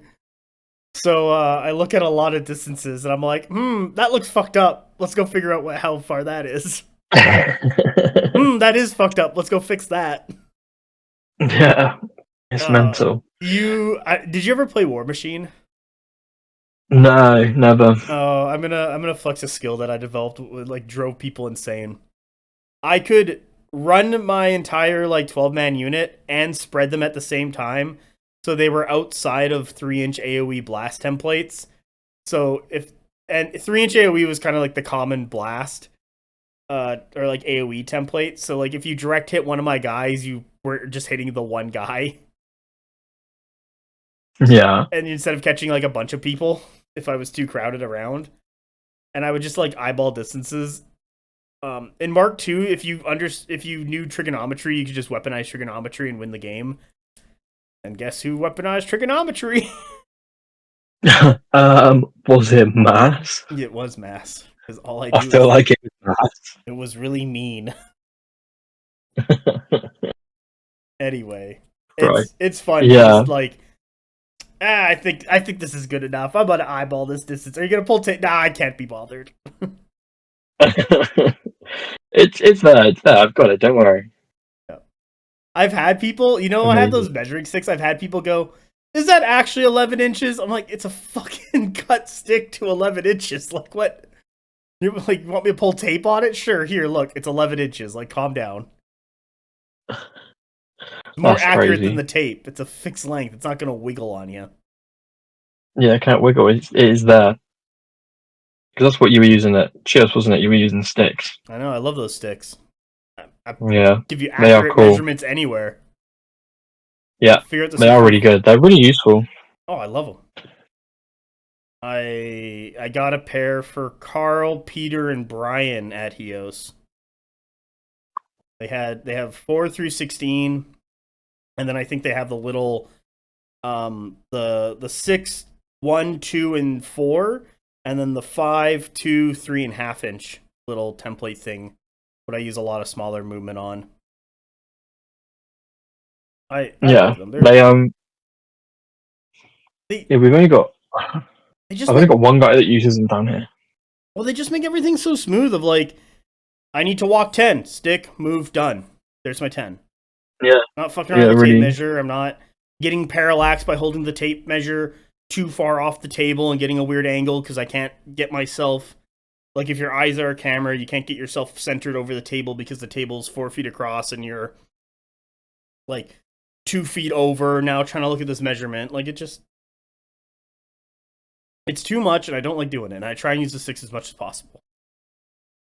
Yeah, no, they definitely make it a lot quicker. Like our game felt a lot faster using those sticks rather than using the tape measure. Yeah. Especially like at certain points when I would measure something and be like, I'm not sure. Do you want to double check it? And then you'd be like, yeah, and pull the stick out, and it's like dead on accurate. And we're like, cool. Now we know it's either in or it isn't in. You know. Yeah, and that's the thing. Yeah. Like, just try and make it as best as possible. Yeah. What's your last game though? Right. So last game was again very close. It was another Sorcerer Kings list. Oh, who did you And this one play? was against Kyle. Oh, Kyle from the USA. I have a practice game into Kyle. That's out on the YouTube channel. Kyle kicked my ass. Yeah. Our game was well, I'll reveal at the end how close it was, but it was basically one of those things where it was like I move up the table and he played it different to how Mateus played his.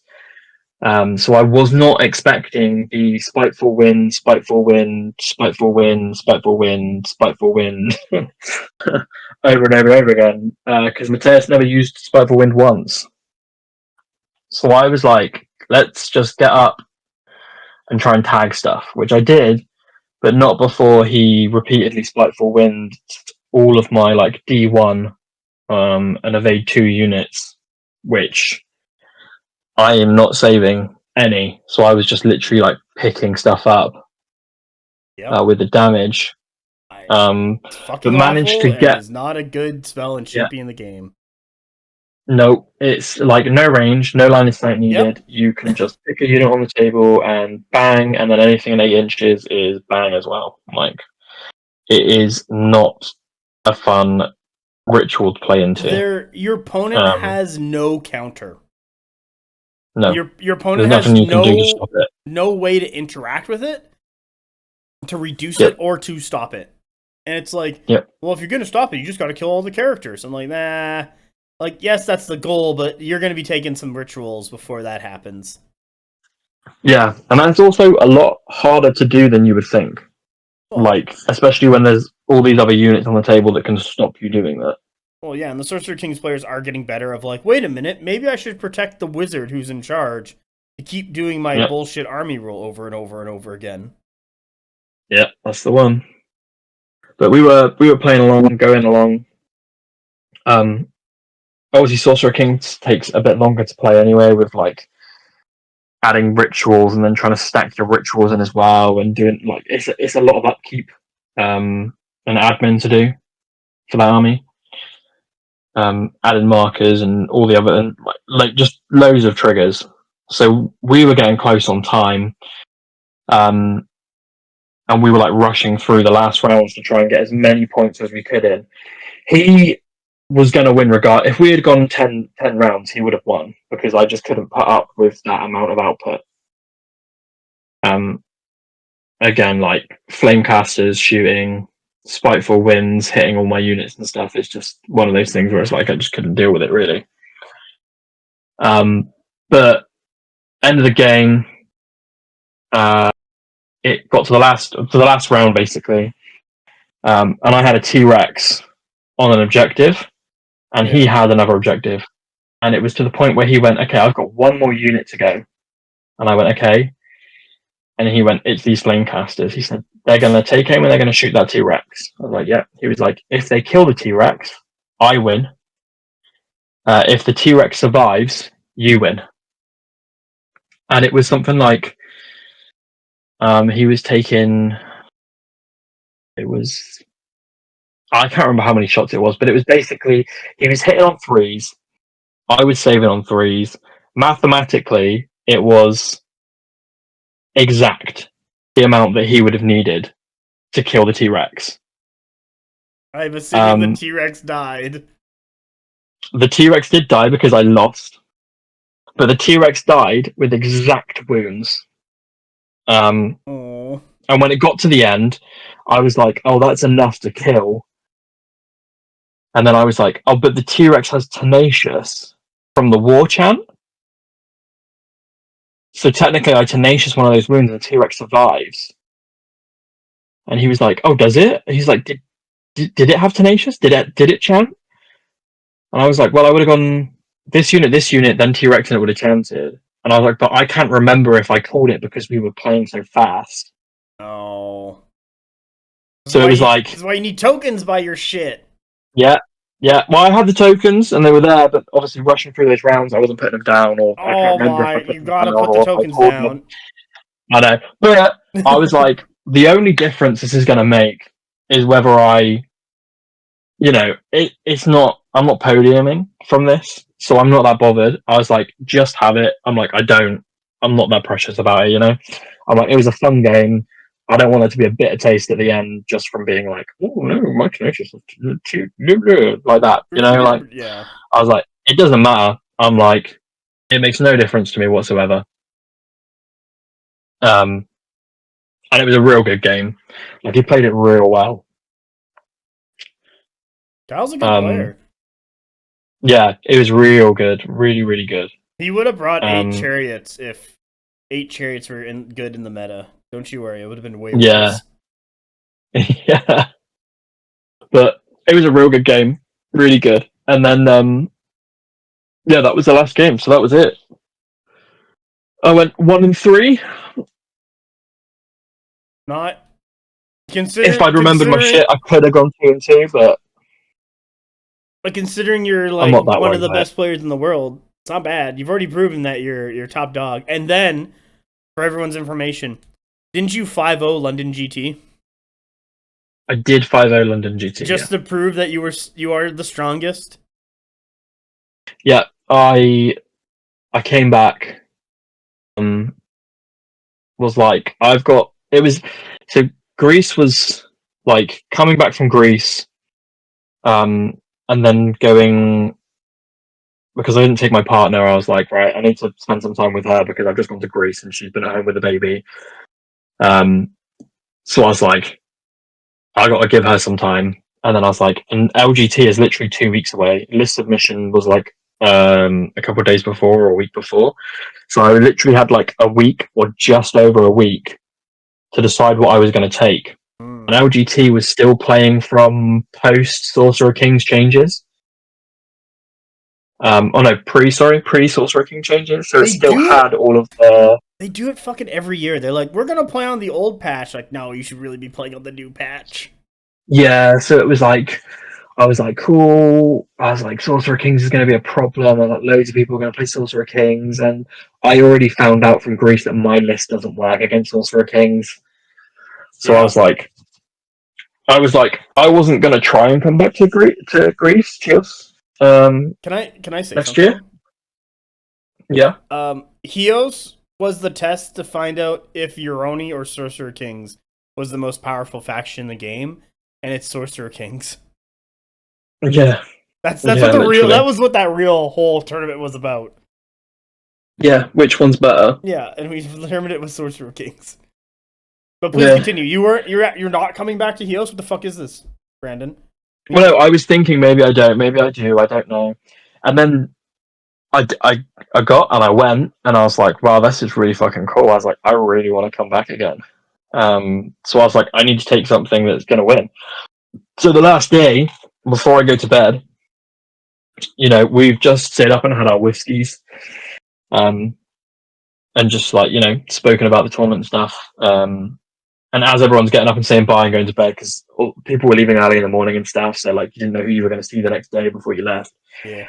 I go to Kyle and I go, so listen, I'm going LGT.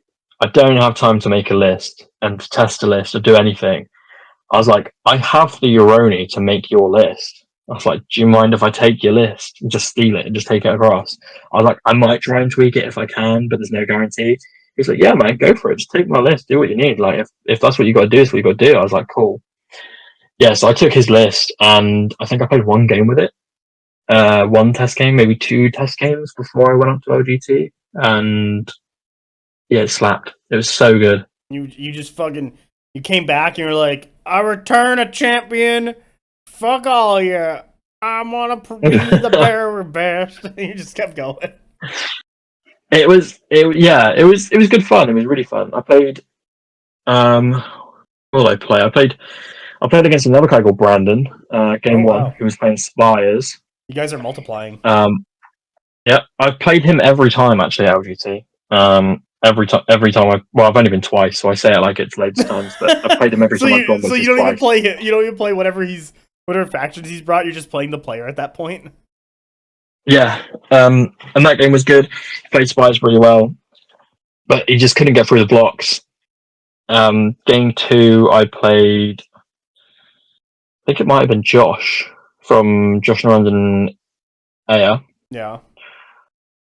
And that was a really good game. We didn't get all of it. I think it went to like round 7, but then we played out, or maybe it was even only round 5 that we got to. And then like towards the end, it was really like unclear who was going to win. Because Josh was like, I think I win this game, like if we go full time. And I was like, I don't know. I'm like, I've got a spider right there. The spider's really hard to kill, especially if I win the prio. And Giannis was pushing for like a score, so we just went with the score from round 5, and then we quickly ran through, I think, the next 3 rounds. And the spider didn't die. It just sat there. I won the supremacy and just went heal +1 defense, heal +1 defense, heal +1 defense.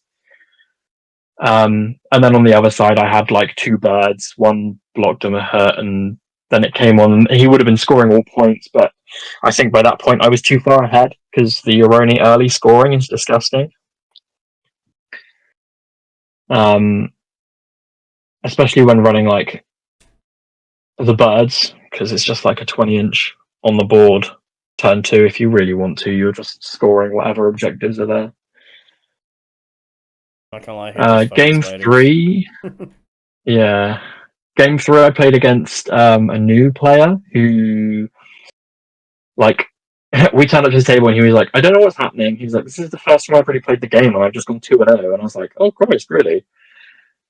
And he was playing City States, and I won that game, but that game was really close as well. It was down to the point where I think if he had more experience, he probably could have beat me. You gotta be careful with this guy. He's gonna come back for you next year, don't you worry. Yeah, literally. It was one of those ones where I think I was like, oh, new player, I don't have to be like super uber serious about it. But then as the game went on, I was like, oh Christ, actually maybe I do need to be serious about this. And it was literally just, I think the thing that lost him was he had a chariot on the objective and he just walked it off the objective and missed out on the scoring because he would have stopped me from scoring, but not scored it himself. But by stepping off the objective, he basically gave me the point, which won me the game. But again, that game didn't go full time either. And if it had gone full time, I think I would have been fine because I still had like both big Uroni blocks, the spider, like all of my threats, and I was just basically picking up his models. And then the next day, which was day 2, game 4, I got Matt, which is one of the guys from down here. He's the other Vanguard in Cornwall, and that was like a mirror match. He was playing MSU Uroni, and I was playing Big Block Uroni. And I mean, Big Block just beats MSU, I'm pretty sure, because like he has the blocks and things. But I tied up a couple of his units with Damasi, whatever the fuck they're called. Just like tagged one of his bird units in his backline, and then it blocked up all of his big units. So my big units came in and wiped out all of his light stuff, and then by the time he got that backline forward, it was kind of already too late. And then game 5 was against Kieran, who is a guy that I taught to play down here, playing OD with the slugs. Did he have one slug, or did he bring up some bunch of seculars? The pookers? The pokos? I can't say that. Fuck me, I'm just gonna look at he does a really weird well, I say weird, it's disgusting, basically. Just like the slug? He takes the slug is good because it just soaks up stuff. Yeah, but he took a Ziliarch and put him into Praetorian Guard. But basically he kitted the Ziliarch out with items that basically meant that the Praetorian Guard were like a really hard to shift vessel for the nuke that was Ziliarch. Oh, okay. So he made a Killiarch. He gave it, yeah, it was crazy. So he gave it Armor of the Living Saint. So he had Relentless Blows. And then he also gave it another upgrade. What it was basically, what it had is it had Deadly Blades and Flurry and Relentless Blows, and then it also had the upgrade that said whenever you fail a defense, for each damage you take, basically it's doubled for your morale. And then when he's tier 4, any 6s you roll on morale are double. Yep. So like the Ziliarch walks in and goes, I got 6 hits, and then he's like, oh, it turns into like 8 hits, and you're like, okay, because he's got Flurry. And then you roll your defense, and you're like, cool, I failed most of them. And there's 2 6s.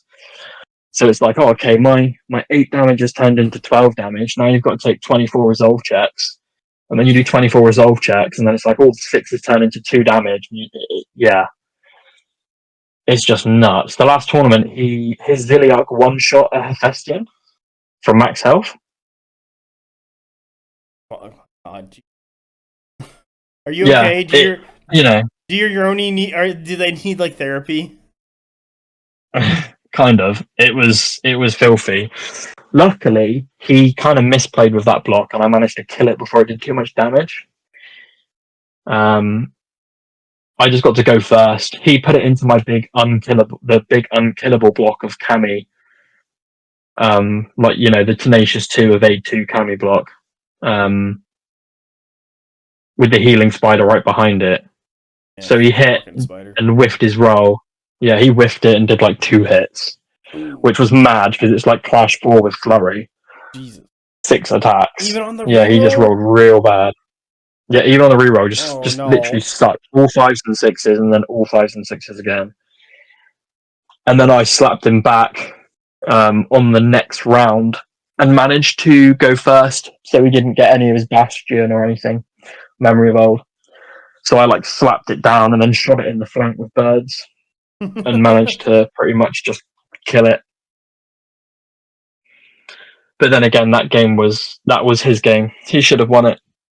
Even now, I'm like, I wind him up now. We just did a learn to play at the shop, and obviously I'm just building like friendly lists. So like, all my lists were 600 points, and the lists that I was giving to the other people were like 900 points. So I was like, it's pretty hard for them to not win and go away being like, wow, this game's awesome. I won that game. Your 600 point list is just a chieftain, braves, and a tauntor. You're like, all right, it's time to cook. Yeah, literally. I think I did like a big block of. I did like 3 kami with a Katsune Bakusora, and then like 2 units of shooting birds, and then I gave my opponent like 2 legionnaires, bone golems, and caryatids, and they were just like blasting me. And I was just like walking up, like, "Oh look, you can shoot me now. Oh look, I'll pick up a stand because you killed it," kind of thing. And then they'd win, and I'd turn to Kieran and I'd be like, "Oh look." I'm like, even the new players can beat me, and then like give him a wink, and he'd be like, "Fuck off." Because he did like a misplay. He charged with bone golems on a 6 when he should have just marched and charged. Yeah, Failed it, landed on his only unit and broke both. Lost the turn of scoring. Then next turn had to unbreak and move because he couldn't get the charge again. And yeah, that just basically lost him the game by 1 point. I think he lost it. That's rough, but I'm glad you won. It also like it sounds like you earned those victories. You played really well, and you took those names. Yeah, it was really good. It was really fun. I always enjoy the big events like that. It's really good to get out and play against all of the other guys in the UK. Because me being like at the bottom of the country, it's like everyone else is like up in the middle and above. So they have to come. It's a fair journey to. Yeah, nobody comes down for our events because it's like so far, and then like the big ones we'll go up for because it's like the big ones. You know, if you want to be competitive, you got to go to them. But I think currently, I don't know what my rank is at the minute in the UK. I think I've just dropped down. They said because one of the guys here is going abroad. Oh, isn't that Chris? I was talking to I was talking to somebody yesterday who was like talking about how Chris. Chris from the UK travels. Is he Nexus Legion? So he's got 58 points and I've got 54. Oh, you gotta climb up. You gotta climb that ladder. Yeah, well, I think he's played 4 events. So he's played a normal event, LGT, and then 2 events abroad. And I've only played 1 event and LGT. So I've still got 3 events to go for scoring wise, whereas I think he can only do 1 more. Yeah, he's probably gonna and then it will obviously take his top. Yeah. Well, he'll probably go further because like you can replace your events with better events. Yeah, so it's just basically whether he can play in some like because I think the ones he went and played in were quite big events. He went and played in the one the like 54 player event in Germany that happened like last weekend. That was probably the one that he did if he did go abroad to one. Yeah, I'd imagine so. One of the guys messaged me saying that he'd got a question on another one and was in first place now. Did he say which event he went to though? Yeah, he probably went to the German one because talking to some of the people from that event the other day, and they were like, they started talking about traveling to different events. And it's like, oh yeah, one of the guys from the UK traveled. I'm like, was it Brandon? They're like, nope. I'm like, oh. No, that's Chris.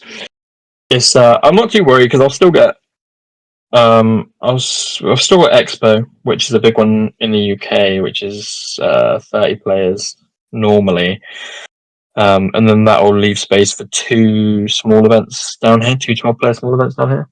So we'll just see how those go, basically. See what happens. Oh, that's good to hear, man. Yeah, it's just fun playing, you know. No, I know that I got to travel and play those games. Yeah, I'd love to be able to travel more. It's just well, you just reproduced. So expensive to travel, you know.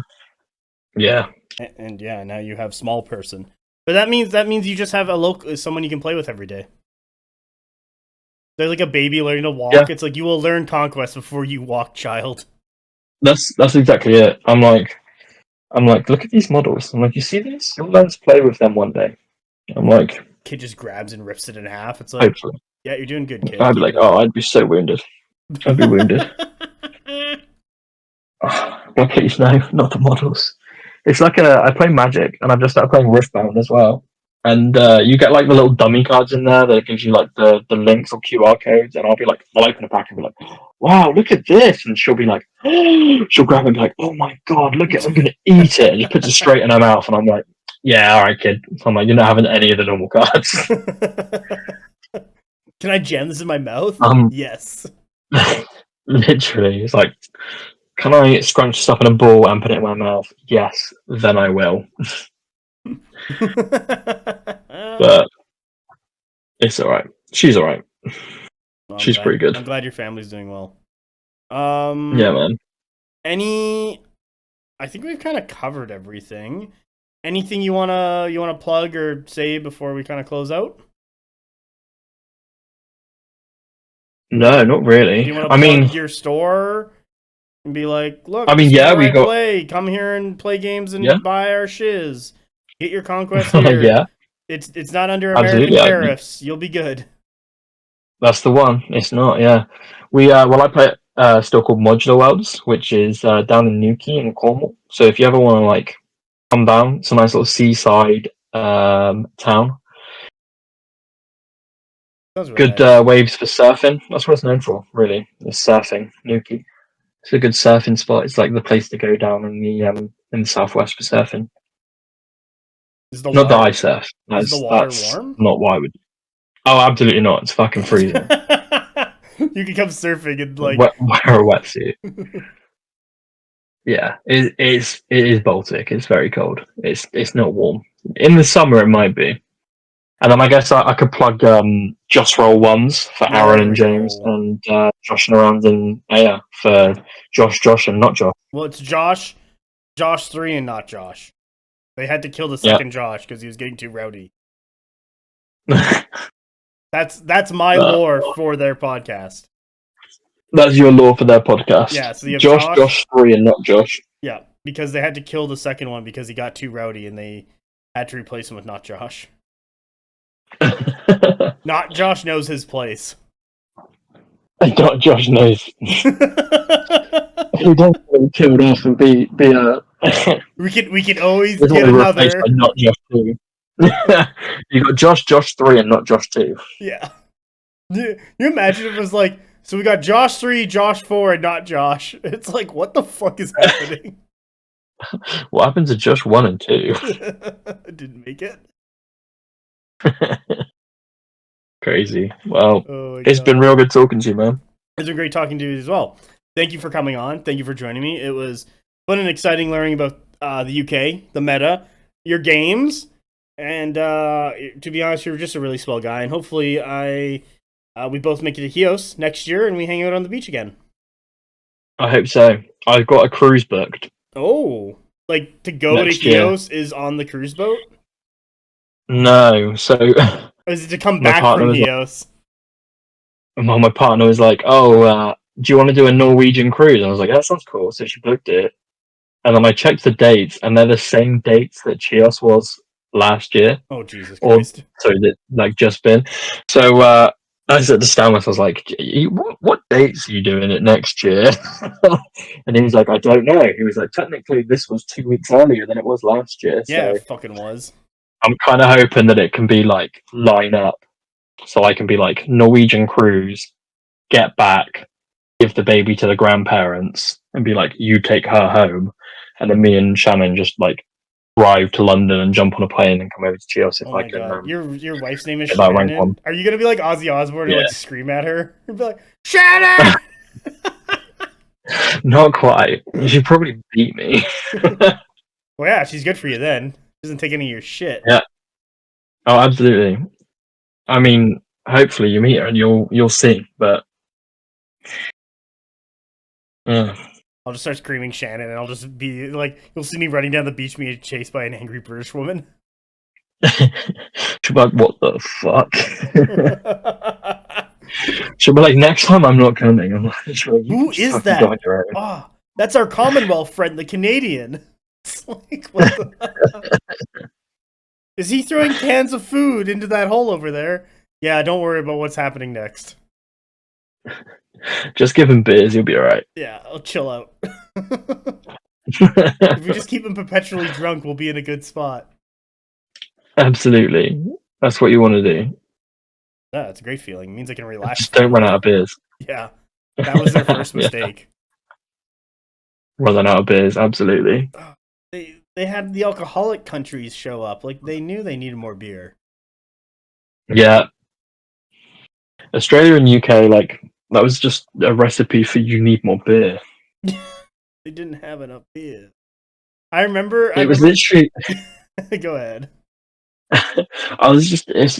We were sat there and Saxon was like, I didn't drink all the beers. I didn't drink all the beers. And then I'm pretty sure we were like, we worked it out and he was like, maybe I did drink all the beers. Like, yeah, maybe, buddy. We got here a day early and started drinking. Oh. Yeah. I mean, maybe next time go easy on the beers on day one, maybe. But fuck that. Or just have more beer. Yeah. They should have started importing beer from the town. Exactly. It was free beer. What did they beer expect? Beer on tap. Yeah, I mean, it's gonna get drunk. I gotta see if I can bring in like ridiculous stuff. I need to see if I can bring like small bottles of maple syrup next time. And those out. That would be good. Would be good. Yeah. All right. Well, drink this. Thank you for joining me. For everyone who's listened, thank you for listening. Also, BonkTable has a YouTube channel. Like and subscribe to that. BonkTable has a Discord. Description link below. No, link in description below. There we go. Figured it out. Cassandra has a Twitter. And what else? Also, you can find this podcast on like Spotify, Apple, Podbean, wherever you get your podcasts. It's on like everything. So yeah, thank you very much, Brandon.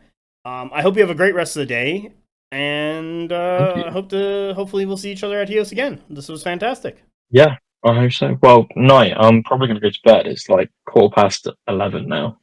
Yeah, well, that's what happens when we record. Also, you sent me the time. You're like, well, 21, and it'll be like 17 at your place or whatever. And I'm like, you're going off with Discord messages. I'm currently in BC, what has a 2-hour time difference than what it's actually going to happen. That's why I'm like, don't go off to the Discord messages. I'm in a different province every time I message people. You are everywhere and really nowhere. The everywhere man. That's the one. Pretty sure that's like a movie from the 70s. Oh, I don't know. Everywhere man. Can refer to the 2025 documentary about the musician Peter Asher, a villain in the Batman animated series. The subject of a Johnny Cash song or a character in a romantic novel. Yeah, that works. Oh shit, he is a Batman villain. Yeah. Oh, we're doing great then. Okay, enough of that. You need to go to bed. I need to be an adult and do the rest of my day. Thank you for being here. For everyone who's still listening to this outro, it has never ended. This will be the last Chios interview. We'll get back to, I guess, regular BonkTable content for podcasts. And yeah, it should be good. Okay, you have a good one. Have a good night. You should text Saxon right now and tell him that he's fabulous and hopefully he's drinking beers with his 30 spiders. His spider harem. I'll let him know. He is idle on Discord. Okay, well I'll just DM him as well because fuck it. We should hit him up at the same time. I'm literally messaging him right now. I need to find him in my DMs because it keeps going down. Okay, here we go. I hope you're enjoying drinking beer with your spider harem. There we go. I just said, Matt says he hopes you're having a fabulous time and drinking beers with your 30 spiders. You will understand what that is soon enough. Absolutely. All right. Bye, everybody.